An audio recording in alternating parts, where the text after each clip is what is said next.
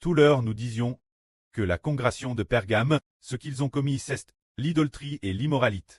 Et que n'est-il des frères et sœurs de Thyatire? C'est la madame chose. Les PHAs de Pergame et de Thyatire sont les madames, seulement, il y a une petite différence. Tous deux relevant de l'idolâtrie et de l'immoralité. Lisons cela. Crie l'ange de la congrégation de Thyatire. Voici ce que dit le Fils de Dieu. Celui qui a des yeux comme une flamme de feu, et des pieds semblables du cuivre affin. Lorsqu'il brille dans le fourneau. Je connais tes actions, ton amour, ta foi, ton service et ton endurance. Et je sais que tes actions récentes sont plus nombreuses que les premières.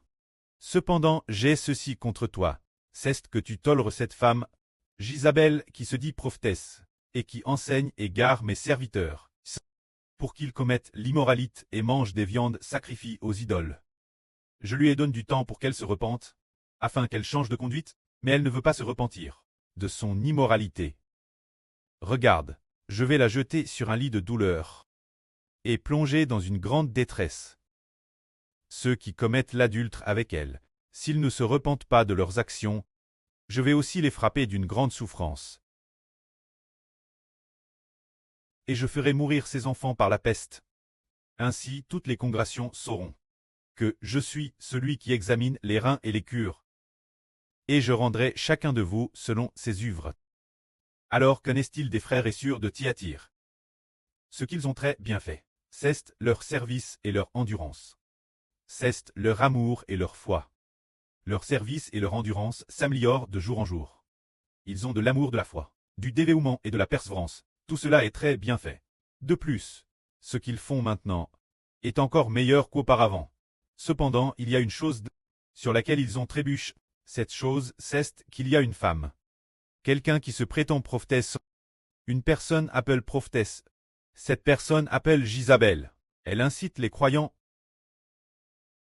Elle gare les croyants en les incitant l'immoralité sexuelle et manger des viandes sacrifiées aux idoles. Alors le Seigneur dit, le Seigneur a donné cette femme Jézabel du temps, l'occasion de se repentir. Mais cette femme ne veut pas se repentir.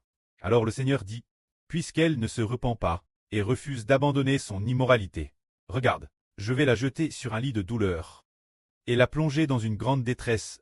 Le Seigneur dit, le Seigneur fait en sorte que cette femme souffre, qu'elle soit clouée au lit, qu'elle prouve une immense douleur, une preuve pire que la mort. Le Seigneur dit encore, ceux qui commettent l'immoralité avec elle, s'ils refusent de se repentir de leurs actions, il va aussi les faire souffrir terriblement. Et si ils continuent dans l'immoralité, alors le Seigneur dit qu'il les fera souffrir terriblement.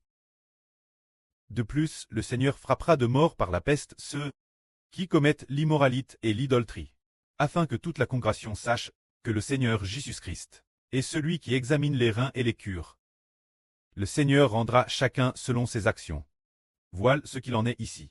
Ceux qui commettent l'impudicité, les idolâtres, pourraient être frappés par la peste par le Seigneur Jésus. Outre clous au lit sans pouvoir se lever.